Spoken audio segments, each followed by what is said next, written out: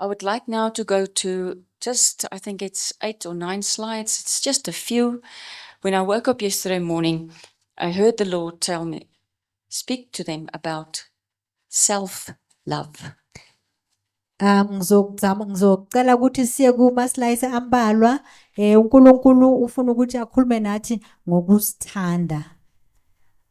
So, self-love. Which verse in the Bible comes to your mind if I tell you those two words? Love the Lord your God with all your heart, with all your soul, with all your might, and love your neighbor as you love yourself. So that's why I also said, let's look at the principles of self-love. Asibuke ke ama-principle okuzithanda. So I am going to focus on a few words to start with, and then I'm going to analyze them in Hebrew and just see what it means, what it is that we need to understand. There's a principle. And if you ask me now, dear friends, what is self-love? Then I want to make the following statement. Do I stand to be corrected? Yes. But for now, this is my conviction. I believe that self-love Ngikholwa ukuthi ukuzithanda is the strongest driving force into enamandla ekwazi ukuthi usebenze ngayo to heal a broken heart. ukuphilisa inhliziyo ephukileyo. Just think of what I've just said. Self-love is the Ukuzithanda strongest force umoya onamandla kakhulu that can heal a broken heart. engaphilisa inhliziyo ephukileyo. Let's look at the scripture. Asibuke izwi. Next slide, please. Here we are. So, if you look at that scripture, you must love the Lord your God. It is in the New Testament. Mawubheka leso scripture ukuthi la thanda uNkulunkulu. I wanted to find the Hebrew, so I went to the Old Testament and I asked, where can I find it? So Deuteronomy 6:5 reads, you shall love the Lord your God with all your heart. Let's just stop there. Ngangifuna ukuthi ngiyibheke ngesihebheru kamele ukuthi ngiye ku-Old Testament ngayithola ku-Deuteronomy 6:5 ethi uzothanda uNkulunkulu. So to love, I'm going to look at to love and I'm going to look at the word heart. Ngizobheka ke ukuthanda See what negama that means. inhliziyo. Are you okay with that? If you look at the word to love, you'll Ngobheka see igama ukuthanda it is written, you shall love the Lord your God. kubhaliwe uzothanda uNkulunkulu wakho So it's Vav Aleph Hey Bayet Taf. njengoba seshilo. Vav means to be secured to. Uvavu usho ukuthi ukubophelela kunto othize. Aleph can mean the Father. Aleph angasho ubaba. And then entering the throne room Ukungena kwithrone through the door, which is Christ, ngomnyango okuKristu to be part of the tree of life. ukuba ingcenge yesihlahla sempilo. So where do I see Christ and being the door? In Bayet, which is also a tree, but Bayet also means the sun, and we know that is Christ, which means he's a door. So in short, I have now said, let's put it in one sentence in yellow, to be part of the tree of life. Ukuba ingcenge yesihlahla sempilo.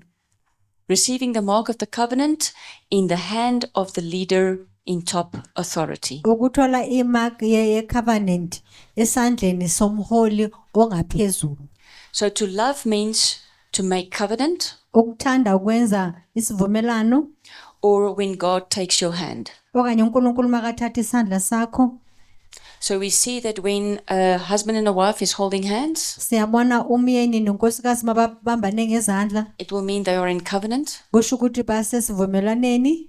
Besides the fact that the woman is taking the surname of the husband, that's also a sign of covenant. Ngaphandle kokuthi wesifazane uthatha isibongo sowesilisa lokho futhi kuyi-covenant And to be part of the tree of life. nokuba ingcenge yesihlahla sempilo.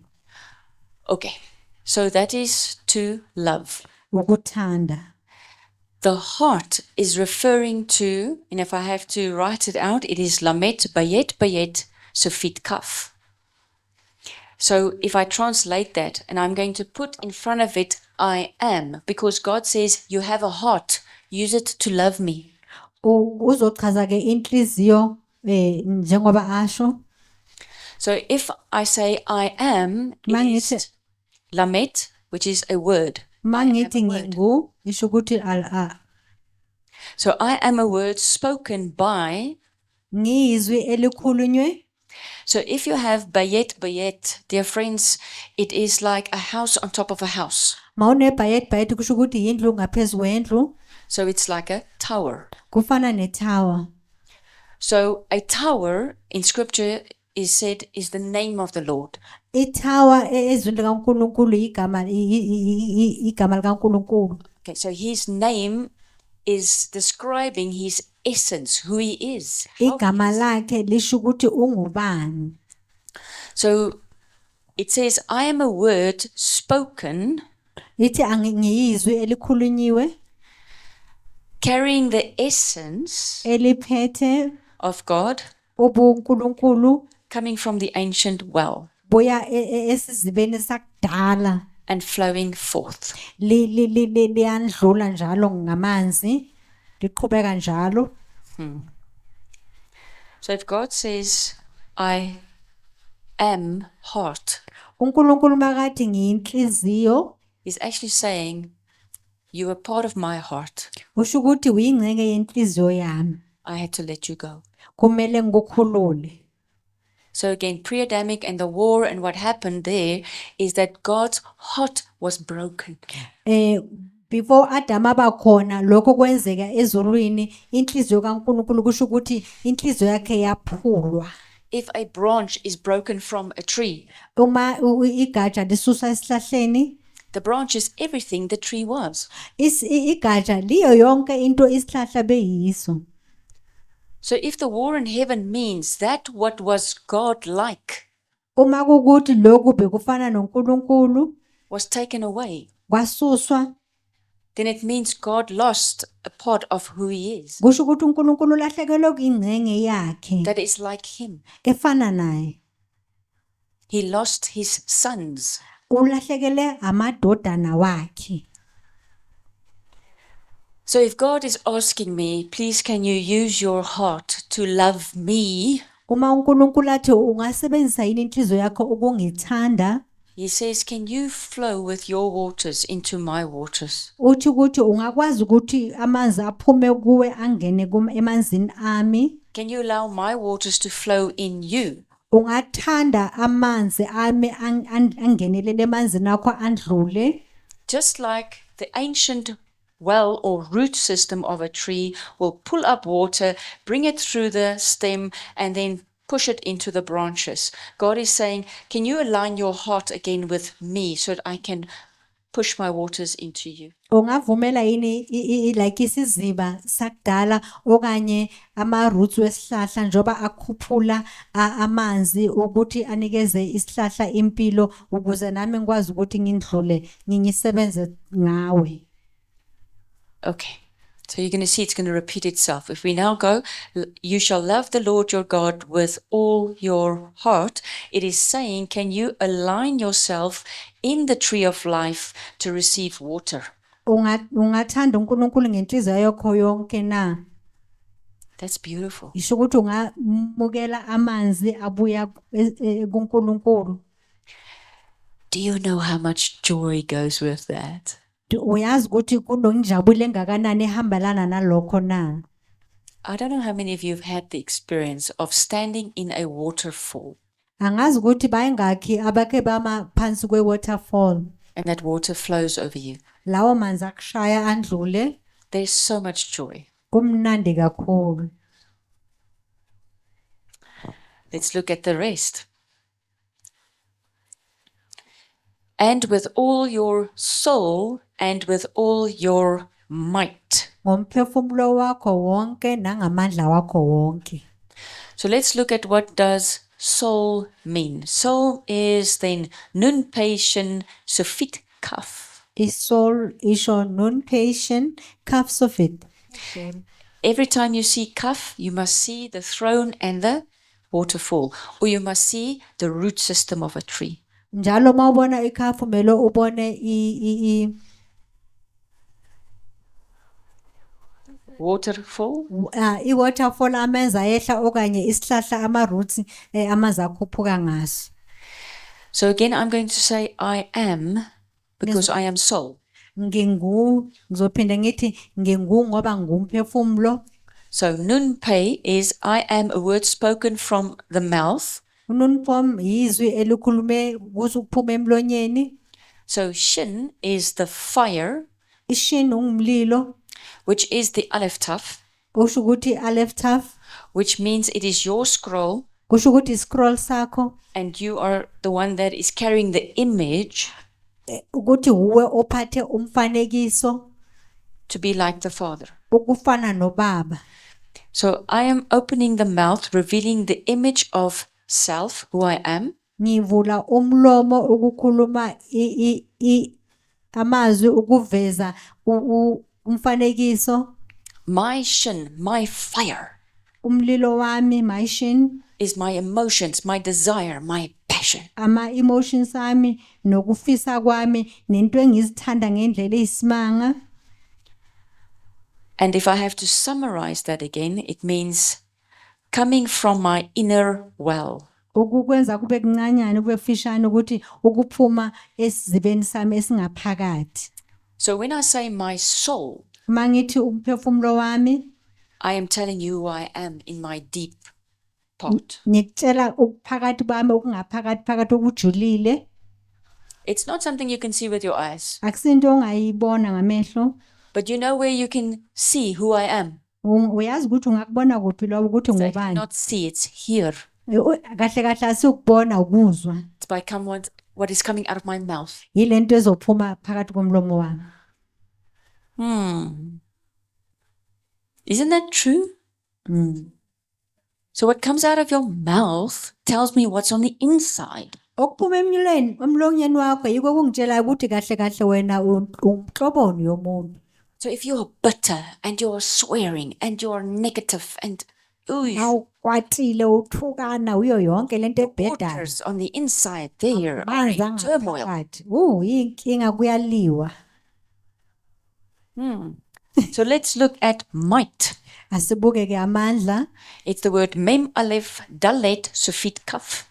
Amagama mem aleph dalet sofit kaf. So I again start with I am. Ngiqala ngokuthi ngingu. So with the aleph and the mem, we have two thrones that are secured with water between them. Go aleph no mem nginamatrona amabili ahlanganisiwe. It's like the two thrones talking to each other. Fana namatrona amabili akhulumisanayo. So I say, I am secured to the ancient well, forming a throne-to-throne connection. Ngithi ngisiziba sakudala esibophelene ukwenza itroni netroni ehlanganelwe. As the living waters Njengamanzi aphilayo flow through Christ the door, andlula ngoKristu emnyango, as a flood into my waters. njengamanzi amaningi emanzini ami. So might is describing a fountain pushed up and gushing out. Amandla asho ukuthi amanzi amaningi aphushayo aphumela ngaphandle. Is where we started with John 7:38. Yila siqale kuJohn He who 7:38. believe in me Uyakholelwa kimi will be like a fountain uzofana ne fountain coming from his inner man. ephuma ngaphakathi kuwe. So if you believe, it means you've made the connection. Mawukholwa kusho ukuthi You've made the covenant. wenze isivumelano. His throne's water can now come into your throne's water, Amanzi aphuma etronini yakhe angangena kwitroni yakho and you become a fountain. bese uba nawe ke yi-fountain. In the dimension where you are, Kundawo la ukhona khona in your archy, la ukhona in unobukhosi your khona, workplace, indawo la in usebenza your khona, family, efamilini yakho You become a source of living water. ngoba uwe oletha amanzi aphilayo kulowo ndawo. Things around you must start to live. Izinto la uhlala khona ziqala ziyaphila. Like a well-watered garden. Ngegadi ethelelwayo. Your words Amazwi akho must bring healing. mele aphilise. Your words must bring restoration. Amazwi akho mele alethe ukupheleleliswa nokubuyisa okulahlekile. Okay? So that's what it means when it says, love the Lord your God with all your heart, with all your soul, and all your might. God is saying, make a throne-to-throne connection. Allow my living waters to flow through you. Let your waters and my waters mix.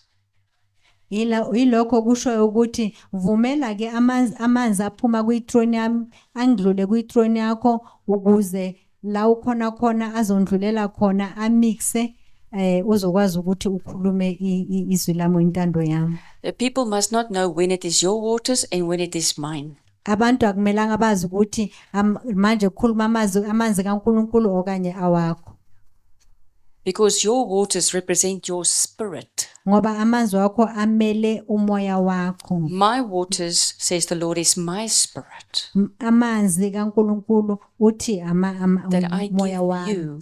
engonikeza wona. And we become one river, Siba umfula owodwa, one spirit. umoya owodwa. So there is a practice in the Shembes where they do water mixing. Kuba nokupractice la khona mlaba hlambalaza khona ukuthi upractice kube into ebizwa ukuthi amanzi okupracticewa. They will go and find water in your house Bazothala amanzi kwakho and mix it with the water in their house. ba mixe nalawo And in the kwemzi spirit, kwakho. it's like plugging in. Emoyeni kufana nokuthi niyahlanganisa uma ufaka They iplug can ebondweni. drain resources and energy out of your system. Kufana nokuthatha amanzi aphuma kwi-drain yakho neyabo. So let me explain to you. In the school, Esikolweni I often find little bottles of water ngihlezi ngithola amanzi amancane, with that amount of water on the inside. amabhodlela amancane anamanzi amancane ngaphakathi. They like taking Sprite bottles. Bathanda ukuthatha amabhodlela we-Sprite. I wonder why. Ngiyazibuza ukuthi why. It's green. Oh, ihlaza. Wow. It's an interdimensional portal. Indlela yokuphumela ngale. If they don't take a Sprite with a label that is green, they actually use green glass. Uma bangathathi iSprite esinephepha leli eli-green, bathatha iglass e-green. Have you seen green bottles around? Nike nabona amabhodlela ahlaza la uhlala khona. Especially at a crossroad. La kuhlangana khona indlela, That's a portal. umnyango. They put green in that space. Bafaka ubuhlaza kuleyo ndawo. And then they say, okay, this is going to be a portal. So bathi kuzoba igate le. And so they will put water in there as well. Bese bafaka namanzi lapho. I'm on that very quickly when I see it. Mangibona lokho sengiyazi.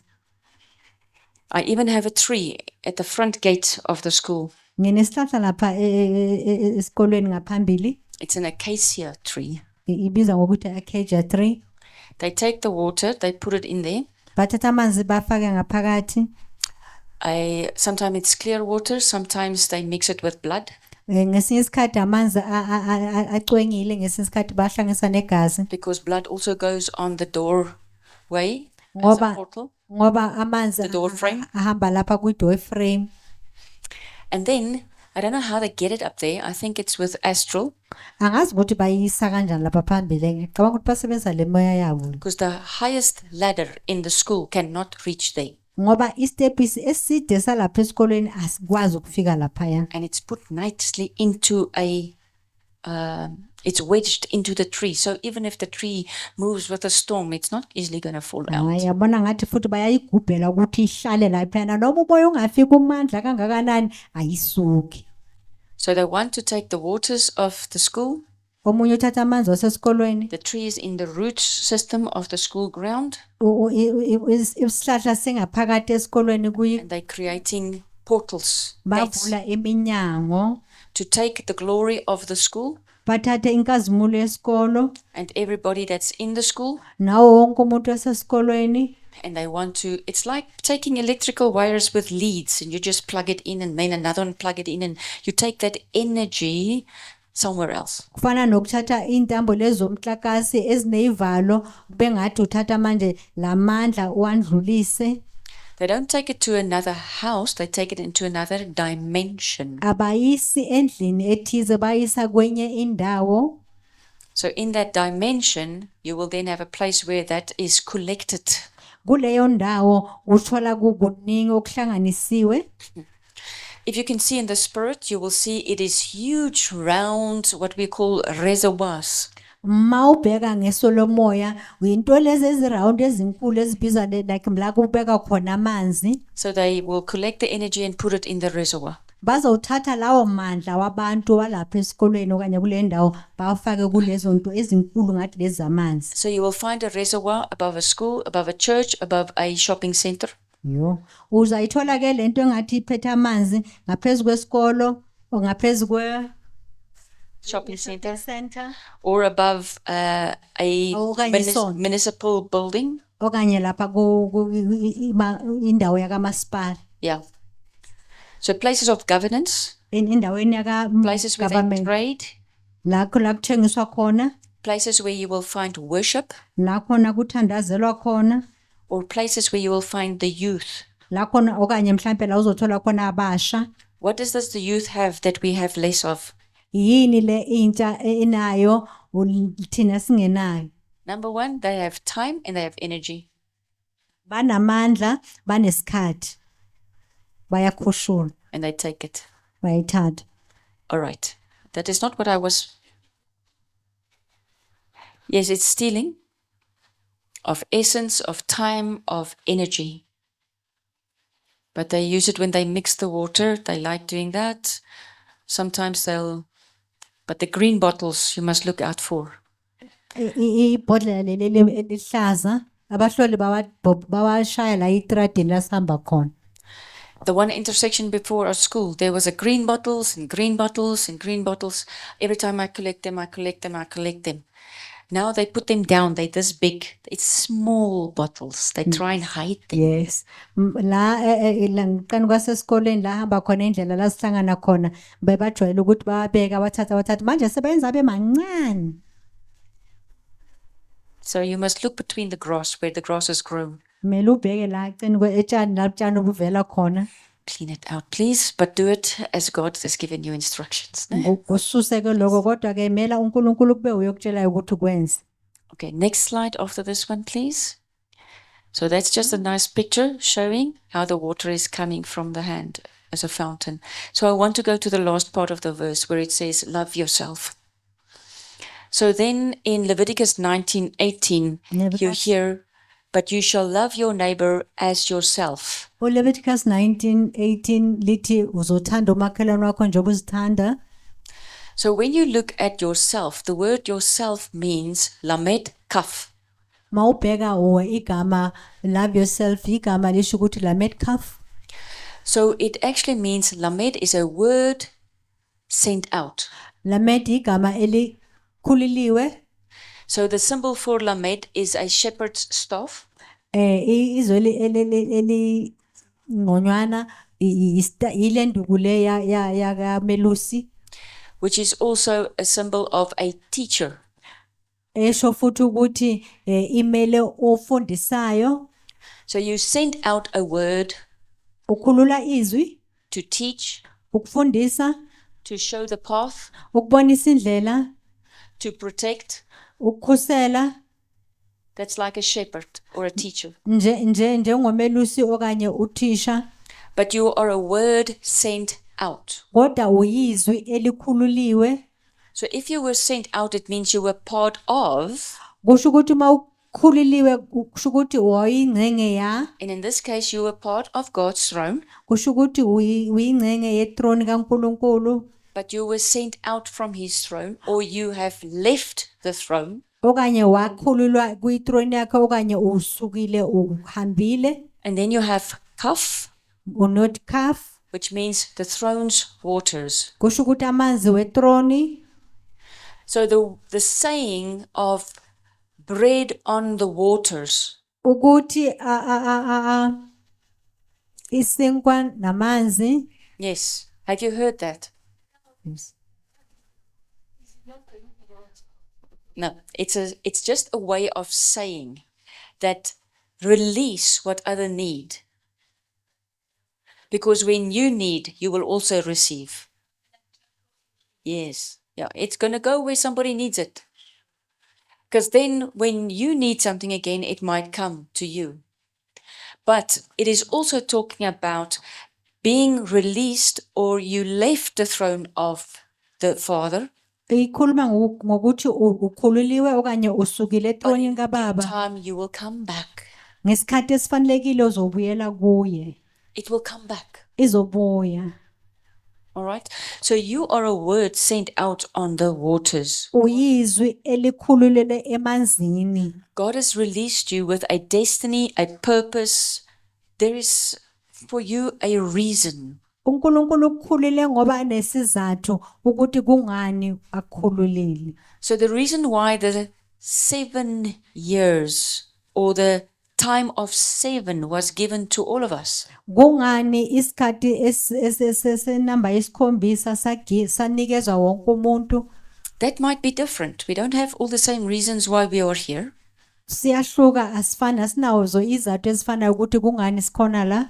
But at the end of the 7, for all of us, when we say we die in our bodies, Uma kundlula lo 7 mase sithi siyandlula emhlabeni, we can go through the door which is Christ singandlula umnyango kuKristu to be reunited for always ukuze siphindisalane kuye kunaphakade with the throne of Yahweh. nethrone kaNkulunkulu.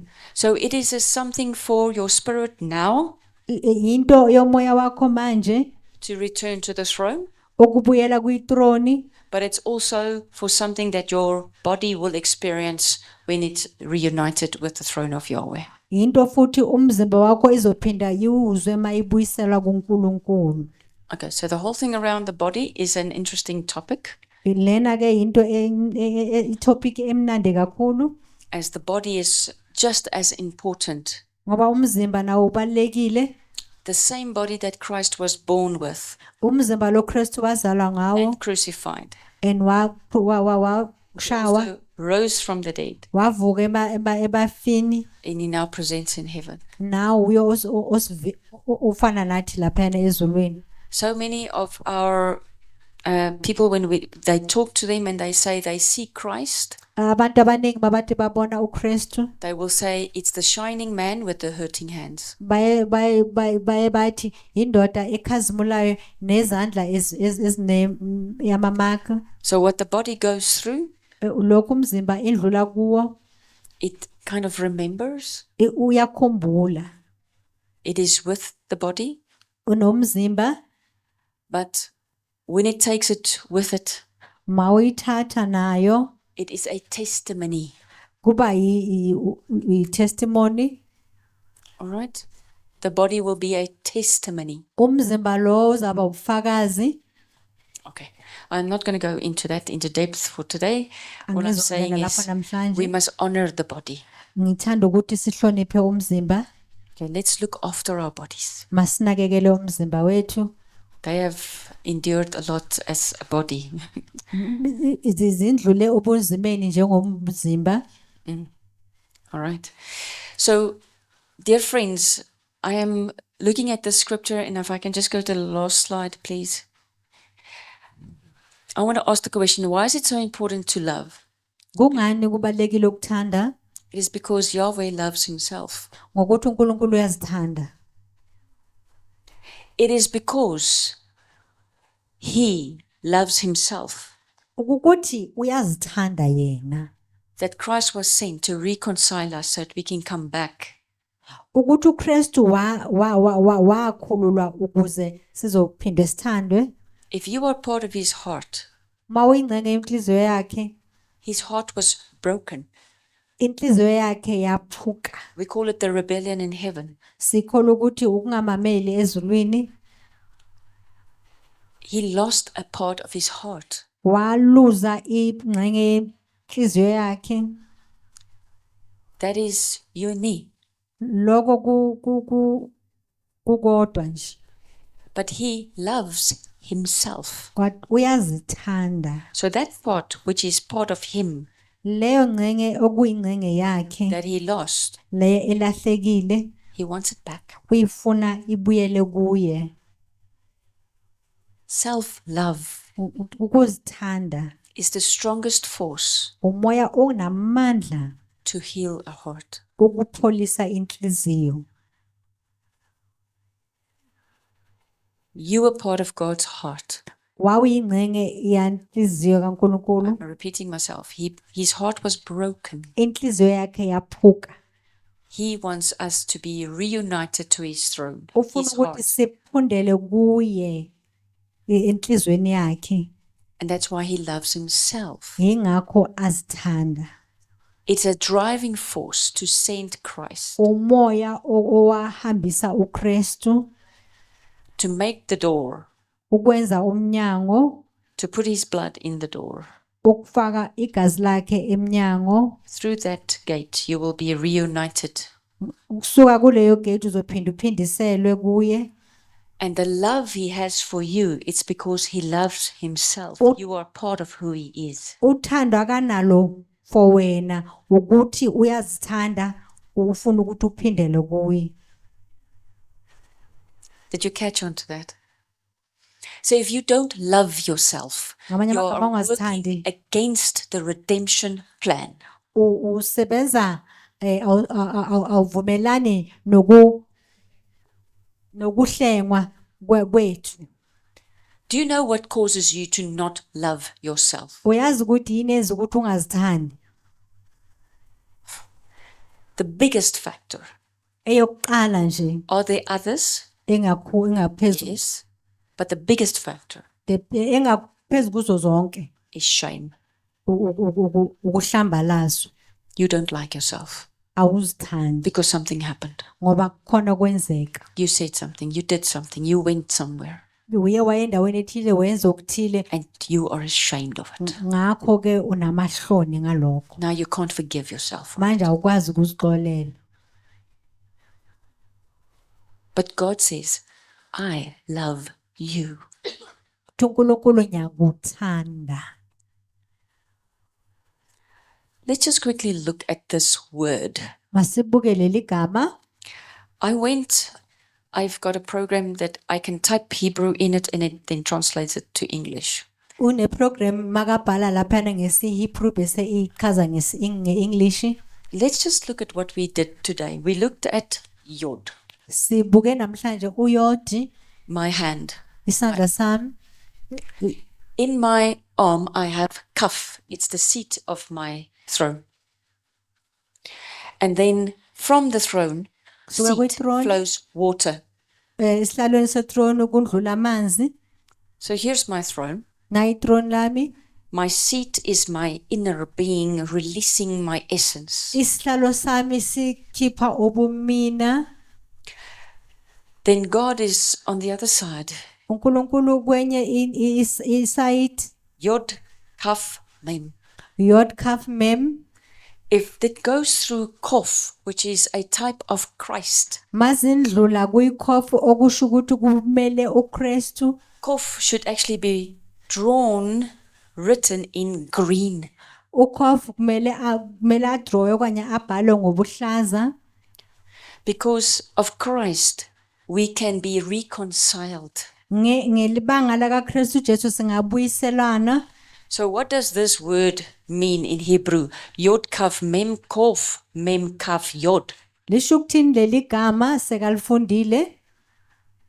I wrote it out. Can you see? Yod Kaf Yod Kaf Mem Kof Kof Mem Kaf Mem Yod. Kaf Yod.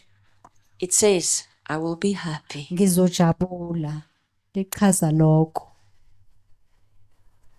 So when there's reconciliation between the spirit of man here in earth and the throne of Yahweh, the angels are happy, makunokubuyiselano is singing and rejoicing. uNkulunkulu uyacula uyadansa. But it's the reconciliation between a branch Kunokubuyiselana kwawonke lawo magama grafted into the tree so that it can receive the waters from the ancient well, which is the aphindisele roots. kulesa sihlahla ukuze kuphelelise intando kaNkulunkulu. Can you see how nice that picture is? It's all speaking to the same thing. So yes, the enemy have their own ways of making something look right, but it's wrong. Isitha sinento esenze ukuthi into engekho yinhle engekho right ibukeke ngathi right. It is a tree.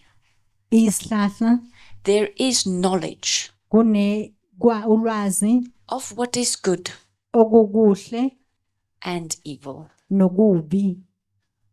So let us not be drawn into something that looks like the throne of Yahweh, but it's not. Asinga donseleki kuloko kubukeka ngathi isihlahla sikaNkulunkulu kodwa akusikho. Let us look for the tree of life. Masifune isihlahla sokuphila. So I'm going to just do one more slide. I think it is my response to the living well, if I have to summarize it. Uma kukuthi ngiyenza ukuthi ibe imfishane ngithi ukuphendula kwami kusiziba lesi samazaphilayo. So if it says, love the Lord your God with all your heart, your soul, your might, as you love those around you as you love yourself, self-love. I've now taken those Hebrew definitions and I've just put them one underneath the other. So if I read it, you will see that God has designed you. You have everything you need to make a connection with Him. Indlela uNkulunkulu akwenze ngayo wenza ukuthi ukwazi ukuthi uxhumane naye. What I'm trying to say with that is, if Yahweh is a tree, Uma uNkulunkulu ayisihlahla, He didn't make you a cactus. akakwenzanga ukuthi wena ube isinunuzane. What is this? Yeah, it's He made you tree-like. Ukwenze isihlahla nje.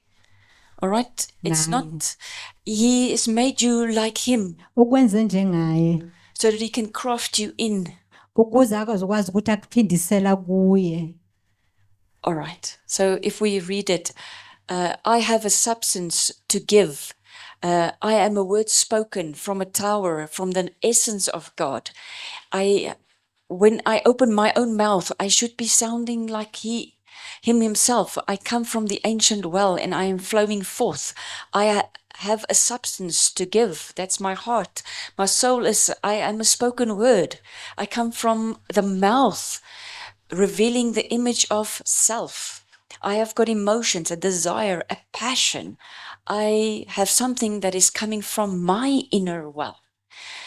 Might means I am secured to the ancient well, forming a throne-to-throne connection as the living waters flow through Christ the door.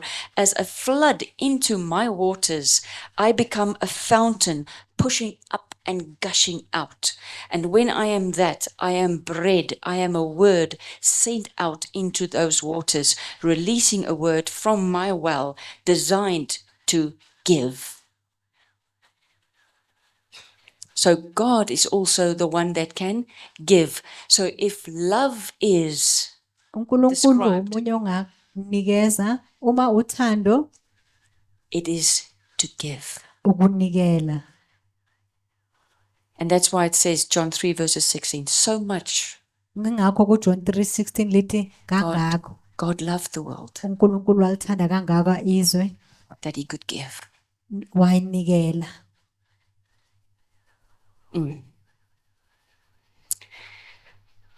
So measure self-love bheka ke ukuthi usithanda kangakanani What you give in others, lokho okunikeza abanye. will you give it to yourself? Ungazinikeza kona na? Self-care, Ukuzinakekela, self-acceptance, ukuzimukela because I'm like him. ngoba ngifana naye. I'm like him. Ngifana naye. Don't be so hard on yourself. Ungabi mfune kakhulu kuwe. Have mercy. Eba nomusa kuwe. Look after yourself. Zinakekele. But when people look at you, they must say, "Ah, there's a giver." Abantu babakubheka mele babone ukuthi hayi nangu umuntu ophanayo. That's why the greatest in the kingdom of God Ingakho omkhulu embusweni kaNkulunkulu is the one that will serve. yilo anikezayo. That is a humble servant. Umuntu ozithobile osebenzayo. All of that fits the picture. Konke lokho ikwenza isithombe sibe sihle. So can you be a leader and a servant? Ungaba umholi nomuntu osebenzayo? Yes. God says, who is the greatest in the kingdom of God? uNkulunkulu uthi ubani omkhulu embusweni kaNkulunkulu? It's those who will serve. Yilabo abazosebenza. So the world is starting to catch up on that, and they're talking about servant leadership. Umhlaba uyazi ukuthi uNkulunkulu uthini nabo sebasho kanjalo bathi umholi osebenzayo. We can have fathers who are servant leaders. Singaba nabo baba abasebenzayo. Mothers are servant leaders. Bomama amaholi We raise our abasebenzayo. children to be servant leaders. Sikhulisa abantwana bethu ukuthi babe amaholi abasebenzayo. The only difference is that the range of where we are, the ruler, is different. Ukuthi nje la sikhona khona kuhlukile kuleyo But we ndawo. are all rulers Kodwa sonke singabaholi to serve. ukusebenza. Okay. Last slide, please. So shall they fear the name of the Lord from the west, and his glory from the rising of the sun. That's the east. When the enemy shall come in like a flood, the Spirit of the Lord shall lift up a standard against him. I want to leave you with this scripture Ngifuna ukushiya nalelizwi because we have now learned that the might of God, and when I make that connection with him, safunda amandla kaNkulunkulu nokuthi ukuxhumana naye is the waters flooding me and I am a fountain. amanzi aphuma kimi ngakho ke nami ngiyi-fountain. So this verse says that the enemy can also come in like a flood. Lithi lelizwi isitha naso singeza njenge-flood. Amanzi amaningi. See, God comes in like a flood Ikhukhula. in Maya River, uNkulunkulu uza njengesikhukhula emfuleni wami. and I experience that he loves me and I can love myself and I can love others. And because of that. ngiyazwela ukuthi uyangithanda nami ngakwazi ukuthi ngithanda abanye. But what is he going to do? What can I expect when the enemy also wants to be my fountain? Uzokwenzani uma kukuthi isitha naso sifuna ukuthi sibe amanzi aphilayo kimi? He says the Spirit of the Lord shall lift up a standard against him. Sithi umoya kaNkulunkulu uzophakamisa istandard mayelana nesitha. So let's look at the other translation for the same. The Spirit of the Lord shall lift up a standard against him is, for he will come like a rushing stream. Uzoza njengamanzi amanengi. That's the flood. And then the Spirit of the Lord shall lift up a standard is translated as which the wind of the Lord drives. Umoya kaNkulunkulu uzophakamisa la phezulu ithi amanzi umoya wakaNkulunkulu ophushayo. I want you to see that if he comes in like a flood, it means he is shouting. Kusho ukuthi makeza ngesikhukhula kusho ukuthi uyathetha. Remember, through the portal, water, voice, he is shouting, shouting. Remember ke ukuthi kumnyango uyakhuluma uyathetha lapho. Scripture says when a man and his wife divorces, the children suffer violence. Liso uNkulunkulu abazali bayahlukana abantwana bayahlukumezeka So it's violent. so kuyaliwa The flood, amanzi the amaningi screaming, the shouting of words. ukuthethisana ukukhuluma amazwi aphakeme So God is answering it with his breath. uNkulunkulu uphendula ngomoya wakhe. Let's see what it describes. Wind, the leader in top authority secured to the network or the mouth.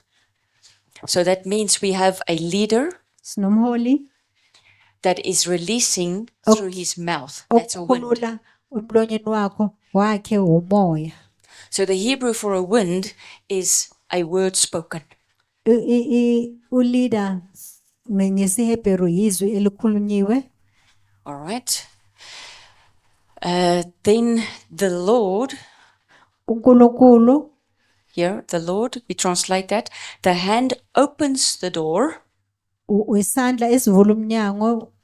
So just see the following. I have a key. I open the door. Buka nginesikhiya ngivula umnyango, I take hold of the door ngibamba umnyango of a throne. wethrone. So this describes the action of reconciliation. Lokhu kuchaza indlela yokubuyiselana. In Revelation 3:20 it says, I will knock. Ku Revelation 3:20 lithi ngizawunqonqoza Open the door. uma uvula umnyango I will come in. ngizongena. So if it says here, the Mayithi Lord, la uNkulunkulu it is actually describing that God is entering in. lisho ukuthi uNkulunkulu uyangena. So first you have a word Ekuqaleni unezwi which can also be a key word. okukuthi ngaba izwi elingaphezulu elizovula. The key word then unlocks the door, Lelo gama elinamandla livula umnyango, opens the door, vula umnyango. and then when you look at the word drives, it means a word surrounded and supported and penetrates a door of a throne. Likhuluma ke igama udrive ilizwi elingenelele emnyango kuyithrone and libuyiselana. This describes the action of a key Libonisa iskhiya to lock a door. ukuvala ukukhiya umnyango. Have a look of what I'm saying now. Here the enemy comes in with a flood. Buka ke isitha siyeza He's shouting. ngesikhukhula uyathetha. His words are coming in your direction. Amazwi akhe eza ngakuwe.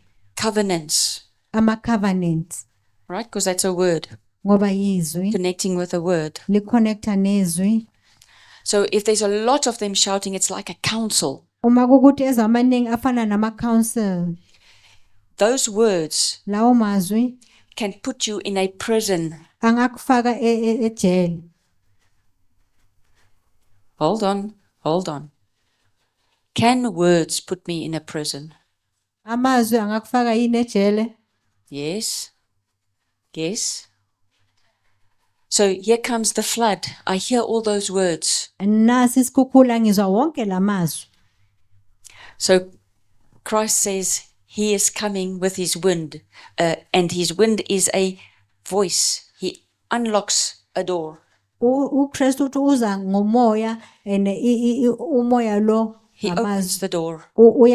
ukuvula umnyango unlocka You uvula come umnyango out. uyaphuma Then he locks it. He closes the door and he locks it bese again. uyalivala bese uyalikhiya. You are rescued out of the prison of words. Ukususile ke kuleyo jele yamazwi. That means you receive truth. Kusho ukuthi umukele iqiniso Because the enemy is not going to tell you the truth. ngoba manje isithi angeke sindlule iqiniso. He's going to come in with lies. Uzoza ngamanga. So to be set free from the lies of the enemy, to receive truth, is what it means when he says, the Spirit of the Lord shall lift up a standard against him, which means you will stand in truth against these lies. Ukukhululwa kwakho kumanga kwesitha kokhuluma lawo magama ukuthi uNkulunkulu uzophakamisa istandard against sona. So Isaiah 59 verse 19 is saying that the Lord will rise up a standard against him. And in Isaiah 61 verse 1 to 3 it says that he has come to set the captives free.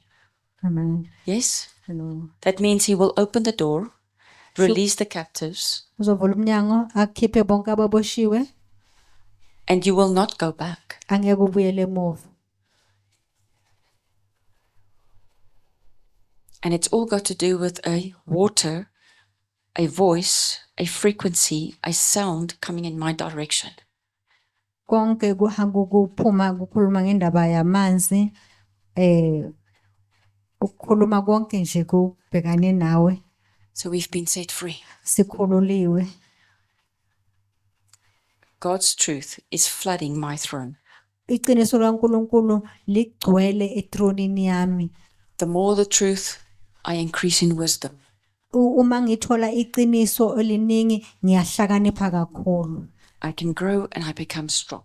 Ngingakhula ngibe namandla kakhulu. So let's say amen to that. Amen. Amen. All right. You have been a very good crowd. Well, what do I call it? You call a family, an audience, a listening group, because you have been listening and listening and listening. So thank you. Thank you. You are attentive. You are not looking around, falling asleep. You are here all the time. You have learned well. You have listened well. So may the Spirit of God really take this and make it grow. I'm glad for Mark and David who is doing the recordings so that we can listen to this again. All right? I don't go back to the recordings. I don't listen to myself, but I go back to my notes. And I revisit the notes because it is, now you can understand. I started this morning by saying it was like preparing a meal and I was tasting and I was going, this is good. I can't wait to share it. All right, it was a good meal. Honor to our God. Blessed be the Holy Spirit that will teach us and make it something that will grow within us. Amen to that.